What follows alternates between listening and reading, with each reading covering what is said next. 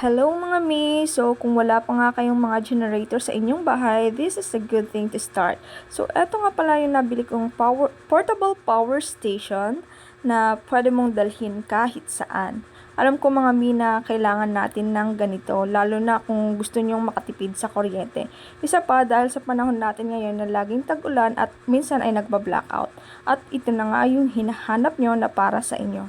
So, ito mga mi, yung portable power station na pwede nyong dalhin sa biyahe, sa camping, or even sa bahay kung gusto nyong makatipid sa kuryente. Nabili nga namin ito mga mi for only 3,200 pesos. May kasama na nga rin siyang solar panel at napaka-multifunctional nga nito mga mi. Napakalakas din ng kanyang battery dahil 100,000 mAh ito. So, ito nga yung kanyang power button. So, makikita natin dyan yung indication ng kanyang battery. Ayan. So, kung mapapansin nyo mga mi, meron tayo ditong output, dalawang USB outlet, may DC at power outlet. Pwede tayong magsaksak dito ng extension. So, pwede tayong mag-charge ng multiple devices or gumamit ng ibang appliances. So mga mi, meron nga din pala yung flashlight. Ayan.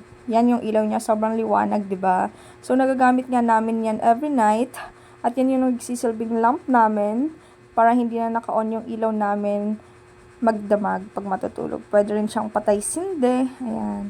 Ngayon mga mi, kung kayo nga naman ay nasa biyahe, napaka-durable nga nito dahil pwede nyong i-charge ang inyong laptops, cellphones, or kahit anong devices nang hindi na mag-worry na baka malobat ka.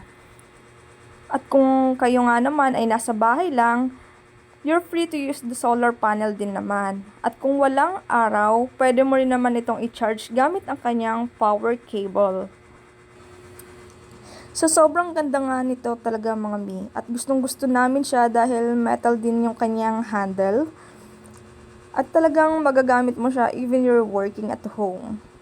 So, makakatipid ka talaga sa kuryente. At yun nga, subukan natin mag-charge.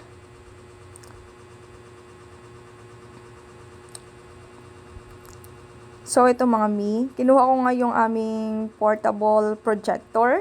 Yan yung ginagamit namin pag magmo-movie marathon kami. So, ayan.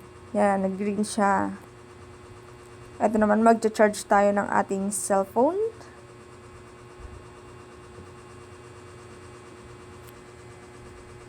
Ayan. It's working talaga.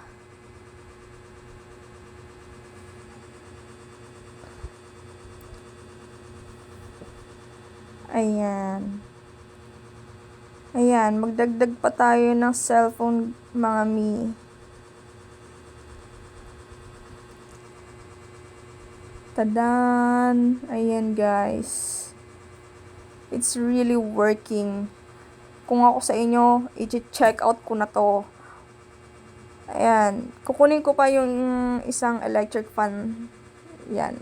Yung clip fan yan. Subukan natin. Hahawakan ko lang. Ayan, and it's working. So, yan mga mi. Check out nyo na. Yung link nasa comment section. Thank you.